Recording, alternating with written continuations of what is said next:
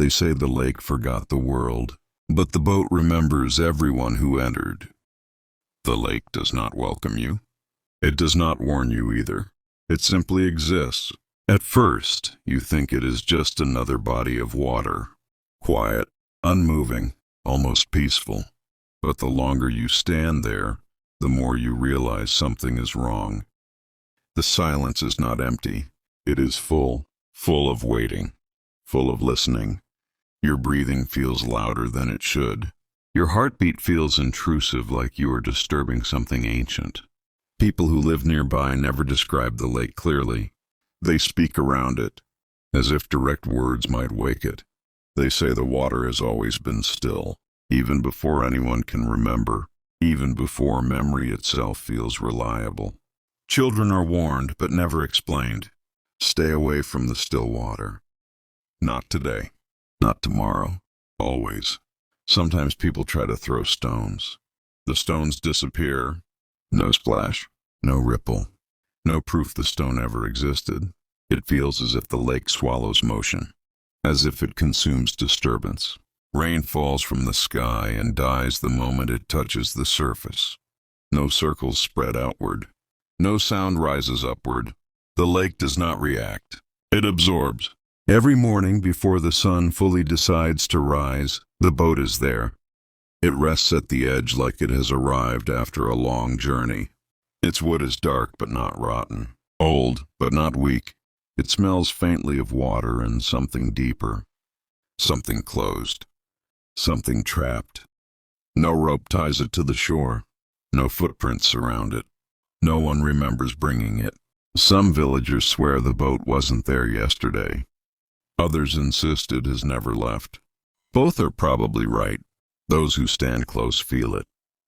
The warmth, not from sunlight, not from friction, from something that was alive once.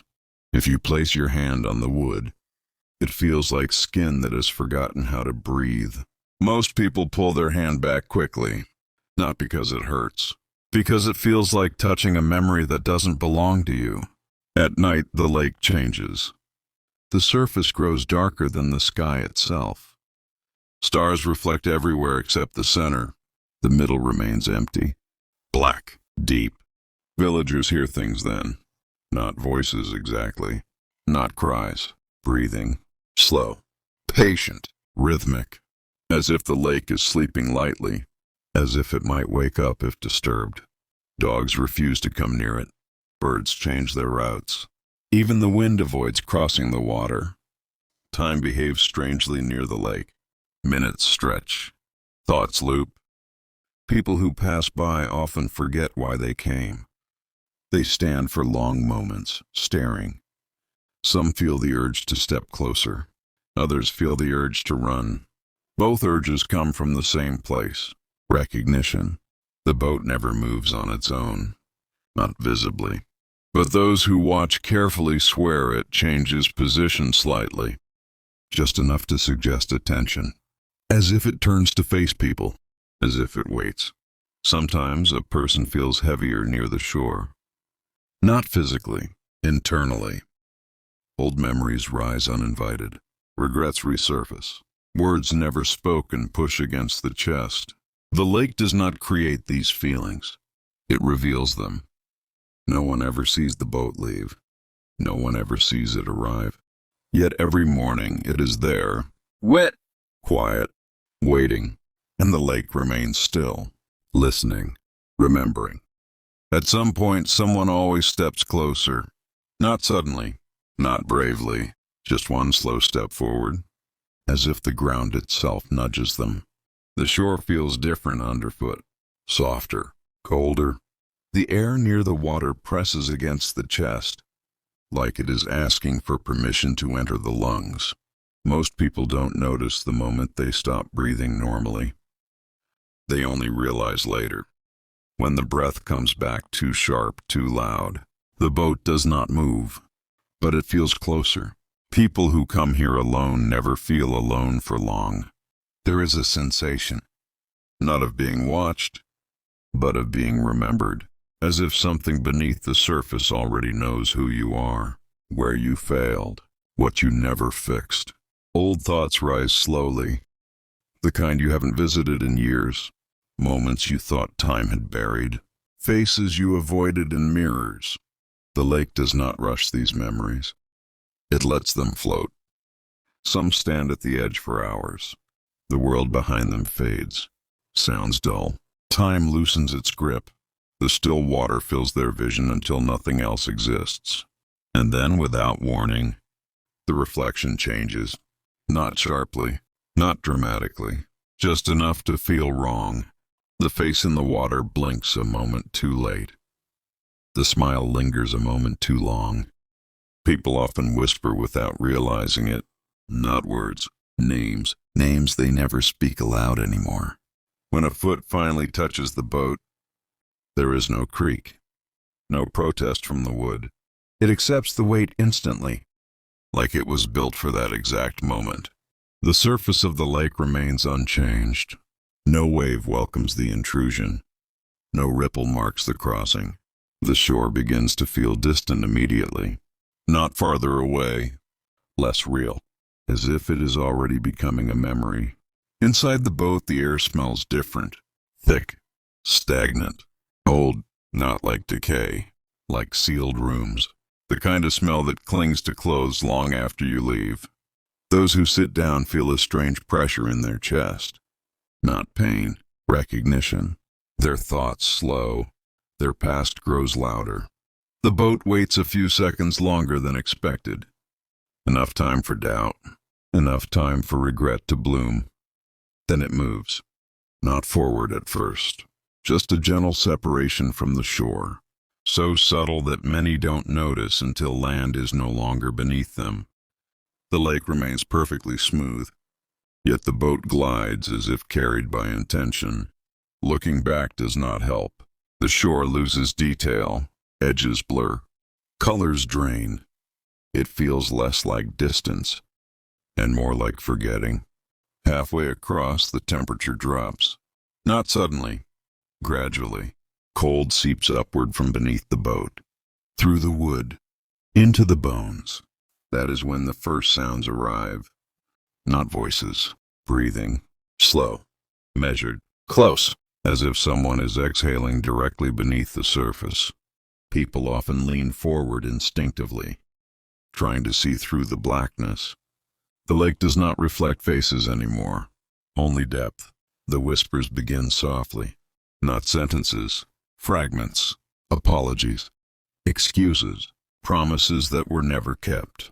The sound comes from everywhere and nowhere, from beneath the water, from inside the chest.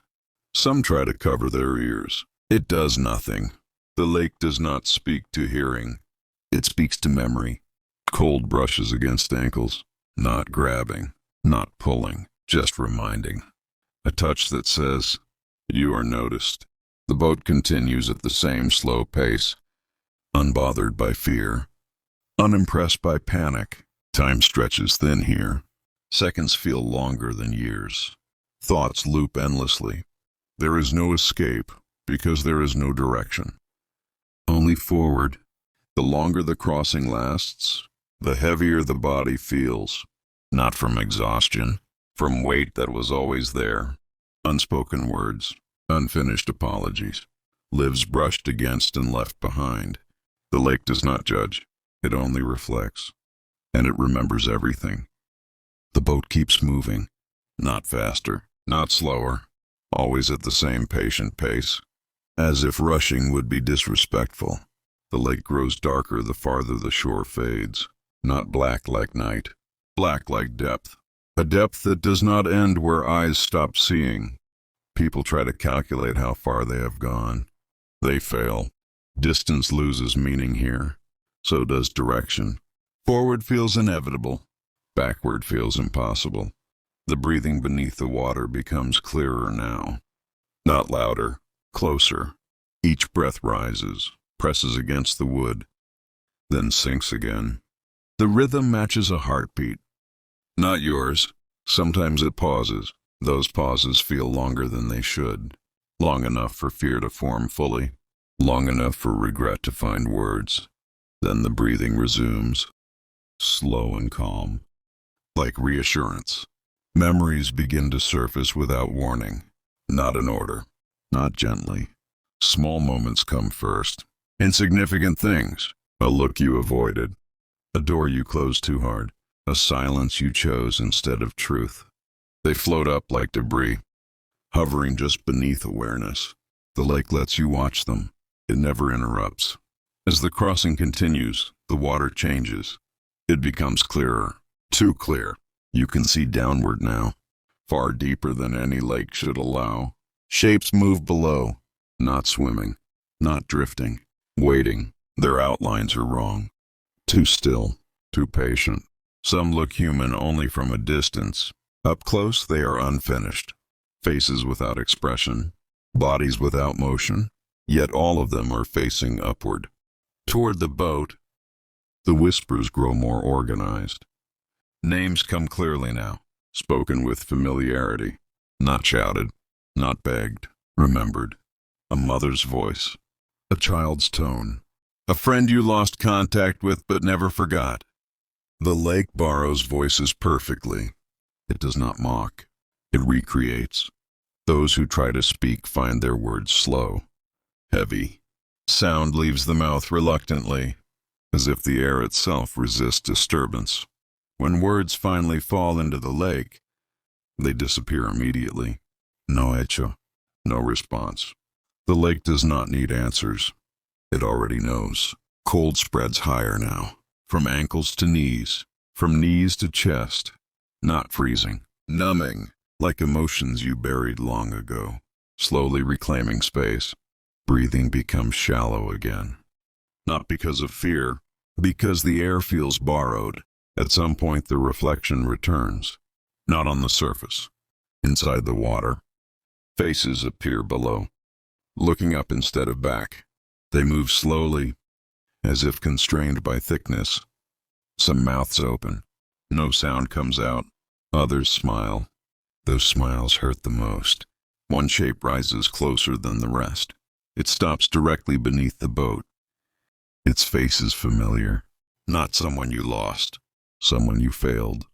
The recognition hits quietly, like weight settling. The boat does not react. The lake waits. Time stretches further. Minutes feel endless. Thoughts begin to repeat. The same memory plays again. Then again.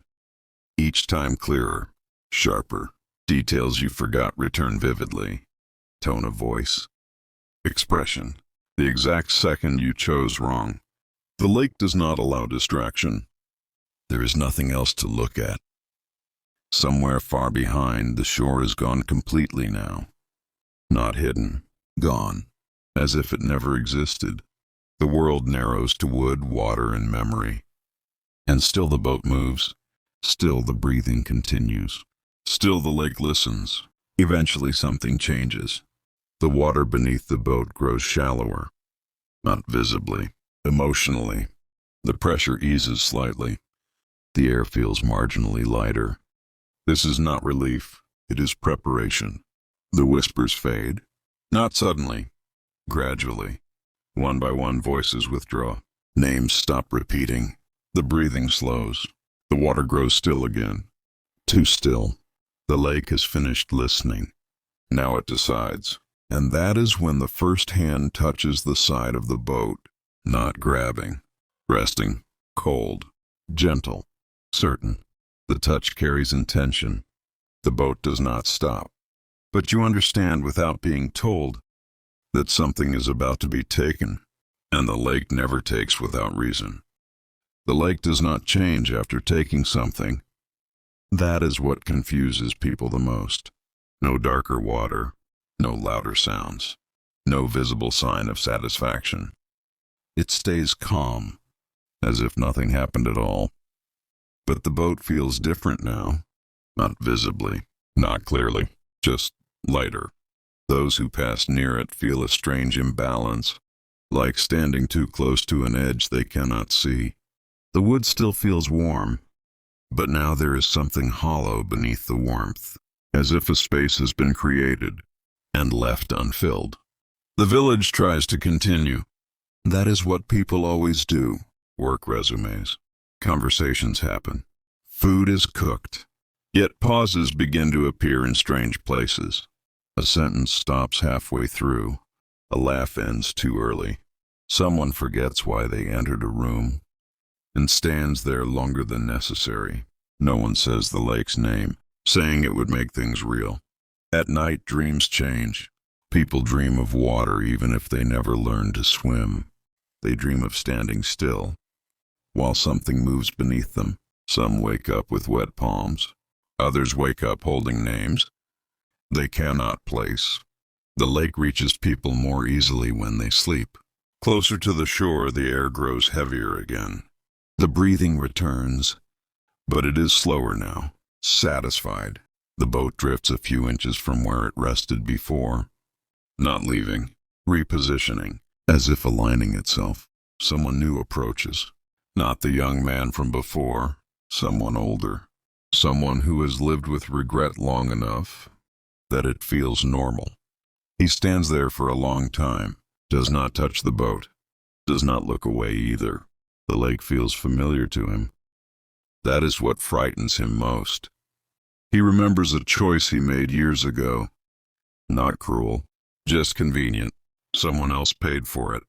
The memory has never left him. It has only softened with time. Here near the water, it sharpens again.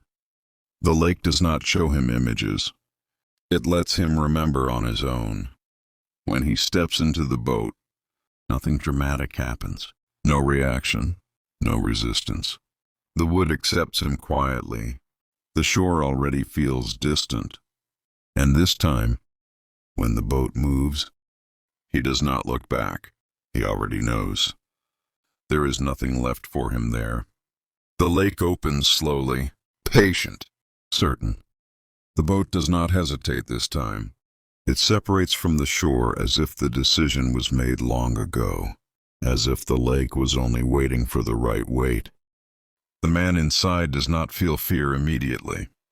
What he feels is familiarity. The water beneath him feels like a place he has been before. Not physically, emotionally. His body relaxes in a way it shouldn't. That is when he understands. This crossing is not a punishment. It is a return. The air thickens slowly. Not enough to alarm, enough to notice. Breathing becomes deliberate. Each inhale feels measured. Each exhale feels observed. The lake does not rush him. It allows thoughts to rise at their own pace. He remembers a voice, not shouting, not crying, just disappointed. The kind of disappointment that stays longer than anger ever could. The memory tightens around his chest, then loosens, then tightens again. The lake keeps him there, hovering inside the moment. The surface below the boat clears.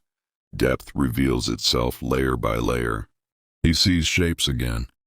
More clearly now, they are not reaching. They are waiting. Each one carries stillness, like they have already accepted something he is still struggling to name. Cold brushes his feet, then his calves, not pulling. Testing. The lake always tests first.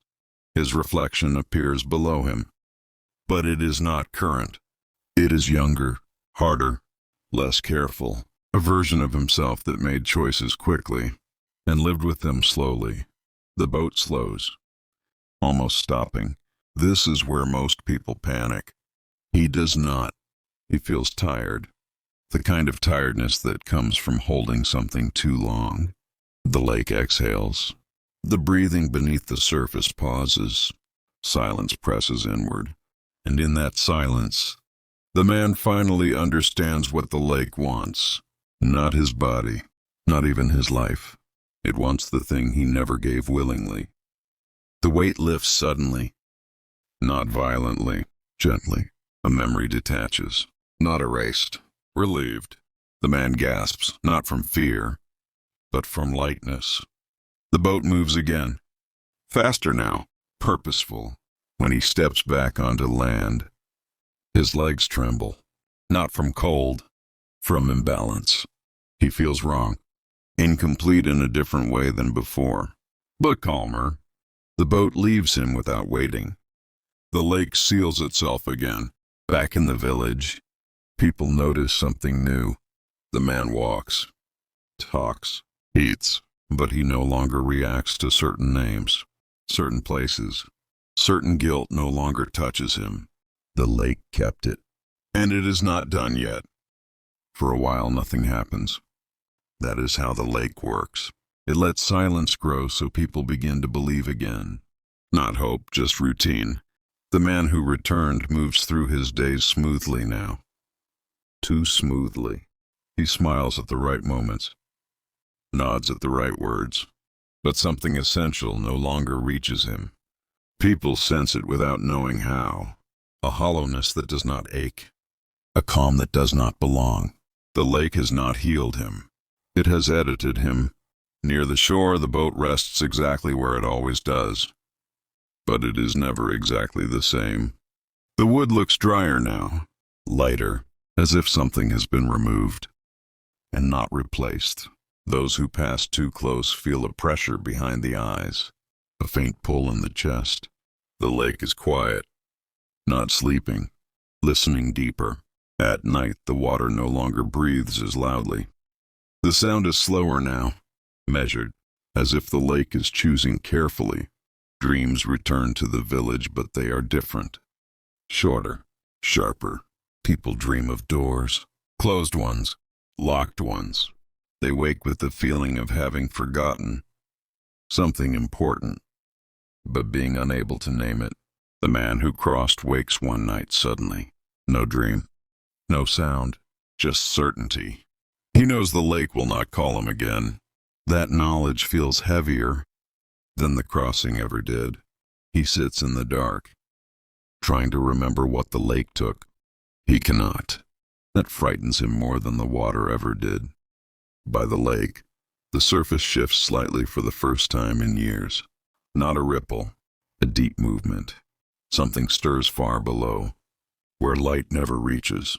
The boat responds. It nudges forward an inch, then stops, as if waiting for someone specific. Far from the shore, a woman pauses mid-step. Her breath catches. A memory surfaces. A moment she has avoided revisiting. She feels suddenly exposed, as if something unseen has turned its attention toward her. She does not know about the lake, but the lake knows her. The night thickens. The air near the water grows heavy again. The calm ends, not abruptly, inevitably. The lake has finished observing. Now it chooses again. The woman does not sleep that night. She lies still, staring into darkness that feels too close. Every time she closes her eyes, the same image returns. Water that does not move. A surface that reflects more than it should. She has never seen the lake, yet she knows it. The knowing settles in her chest like a quiet truth. By morning, she finds herself walking without deciding to. Her feet choose the path. Her thoughts lag behind. The village wakes around her, but she moves through it as if behind glass. People greet her. She answers correctly. No one notices the pull. The closer she gets, the heavier the air becomes. Not thick, focused. Each step feels acknowledged. When the lake finally appears, it looks smaller than it should. Contained, patient. The boat rests at the edge, waiting as if it has been there only for her. She stops a few steps away. Her heart does not race. Her hands do not shake. That frightens her. Fear would have felt human. Instead, she feels recognition. Memories begin to surface. Not dramatic ones. Quiet choices. Moments when she could have spoken and did not. When silence felt safer. Then honesty. She has lived well with these choices, comfortably, until now. The water remains still as she approaches. No warning, no welcome. The lake does not need either. When she touches the boat, the warmth surprises her. She keeps her hand there longer than she should. The wood feels like it remembers. Stepping inside feels natural, as if she has done this before. The boat drifts away gently. without sound, without permission. The shore fades faster this time. The lake has learned efficiency. Cold reaches her ankles quickly. Not testing, confirming. The breathing beneath the surface resumes, slower than before, closer. She does not lean forward. She does not look back. Her eyes stay on the water ahead. Reflections form beneath her. Faces appear, not of the dead, but of moments. Conversations cut short. Truths swallowed. Each reflection holds a version of her. She abandoned. The lake does not accuse. It displays. Her chest tightens. Not with panic, with understanding. This is not about punishment. It is about balance. The boat slows. The lake holds her here. She feels something loosening inside. A knot she has carried so long. She forgot it was there. When it releases, the sensation is almost relief. Almost. The water rises slightly along the boat's edge. A hand touches her calf.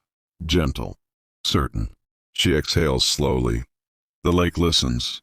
Somewhere far away, a photograph loses meaning. A name fades. A story becomes incomplete. The lake takes what was withheld. The boat moves again. Faster now, purposeful. When she steps onto land on the far side, she does not look back. She already knows what is gone. And the lake, perfectly still once more, waits. Morning reaches the village in fragments. Light slips through windows without warmth. Sounds arrive late, as if delayed. The woman walks home along the same path she always has. Yet every step feels unfamiliar. Not wrong, just altered. She passes people she knows, faces she has spoken to for years. They greet her. She answers. But when they turn away, their outlines blur in her mind. Names slide away gently, like something set down and forgotten. She does not panic. That is what unsettles her most. Inside her house, everything is where it should be. Furniture, photographs, small ordinary proofs of a life lived. She studies a picture on the wall for a long time. She knows it mattered once. She knows it held weight, but the feeling refuses to return. The lake has not taken memory completely. It has taken connection. By the shore, the boat rests again. It looks almost delicate now, lighter than wood should be. The lake lies flat and perfect, as if nothing has passed over it for centuries. Yet beneath the surface, depth has shifted. Something has been added. Something always is. That night, people dream again, not of water, of standing in familiar places and feeling like visitors. Homes that no longer feel owned. Voices that sound distant even when close. They wake unsettled, unable to explain why. The lake has learned a new way to reach them. The man who crossed earlier feels it too. He pauses mid-sentence while speaking to someone. The words disappear. He smiles to cover it, but inside, something stirs. Not guilt, not fear, recognition. He understands now. What was taken from him has been given to the lake, and the lake is using it. Near midnight, the breathing returns, not from beneath the water, from everywhere. Slow, measured, complete. The air itself seems to inhale and exhale. The boat shifts slightly, aligning once more. The lake is preparing again. Far away, a young girl sits up suddenly in bed. She has not dreamed. She has not heard anything. She just knows she is being noticed. Unlike the others, the feeling does not frighten her. It feels familiar, as if someone has been waiting patiently for her to arrive at this moment. She does not go back to sleep. She listens, and somewhere, deep beneath the still surface, the lake listens back. The girl wakes before dawn. Not suddenly, not afraid. It feels as if sleep simply steps aside to let her return. The room is quiet yet full. The air presses gently against her skin. She sits up and knows, without knowing how, that today something will ask her a question, not in words, in direction. Outside, the village moves slower than usual. People pause mid-task. Hands rest longer on door frames. Eyes linger on nothing. No one speaks of it, but everyone feels slightly unfinished. The girl walks toward the lake. She does not tell anyone where she is going. She does not need to. Her feet follow a memory she never lived. The path feels old beneath her steps, compressed by years of choices made by others. At the shore, the boat waits. For the first time, it looks complete. The wood is darker again, heavier, as if something returned to it overnight. The lake is still, but not empty. It holds a presence that does not move, because it does not need to. The girl stops a few steps away. She does not reach for the boat. She listens. The lake does not call. It does not whisper. It offers. Images pressed gently into her mind. Not her memories. Other people's. Moments abandoned. Feelings surrendered. Choices never followed through. The lake has been collecting more than crossing costs. It has been assembling something. The girl understands then. The lake does not punish. It preserves. What people cannot carry, it holds. What they refuse to face, it keeps. The boat is not a test. It is an invitation to become lighter by becoming less. Behind her, the village breathes unevenly. Some people feel a sudden relief. Others feel a tightening they cannot explain. The balance is shifting. The girl steps closer. The water darkens, not in threat, but in depth. The boat creaks once softly, not impatience, recognition. The girl does not decide yet.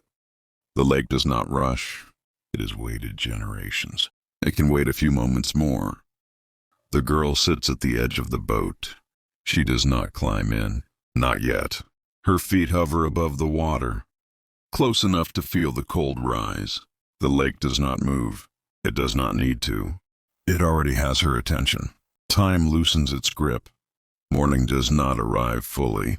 Night does not leave completely. The world holds its breath. In a thin, colorless hour, the girl looks into the water and sees no reflection.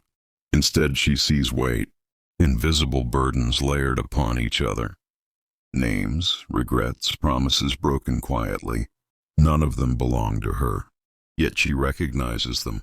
The lake has been preparing her, long before she knew its name. Across the village, people falter.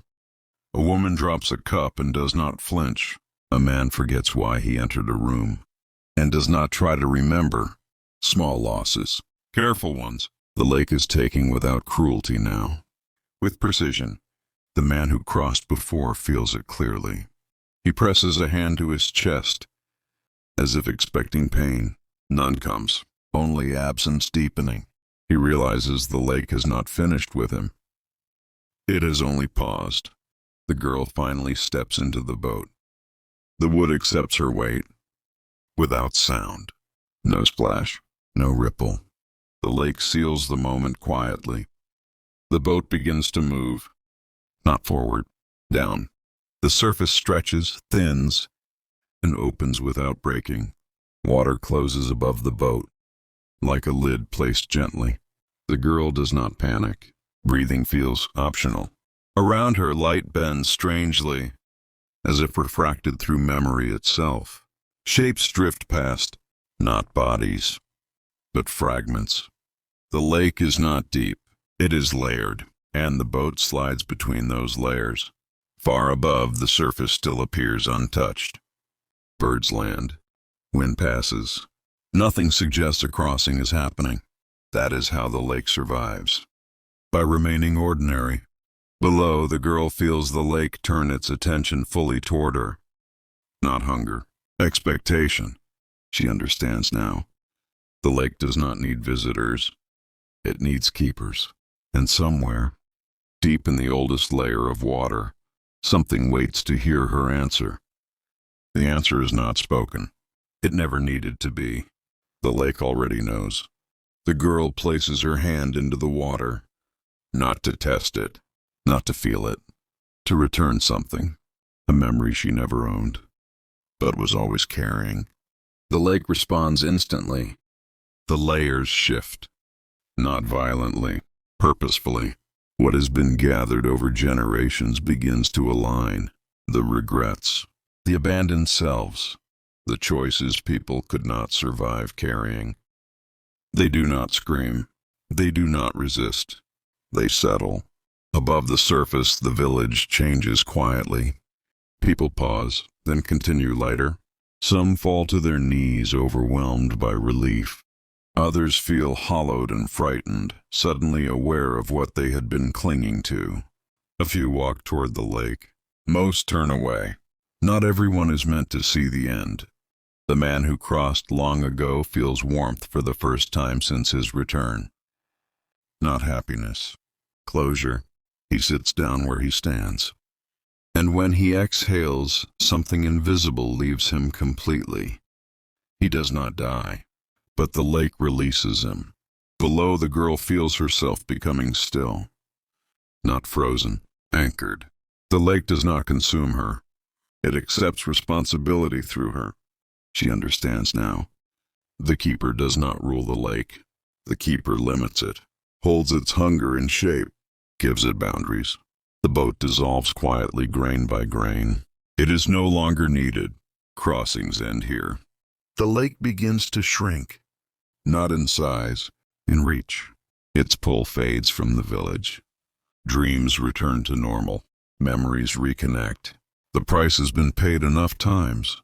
The girl remains, not trapped, chosen.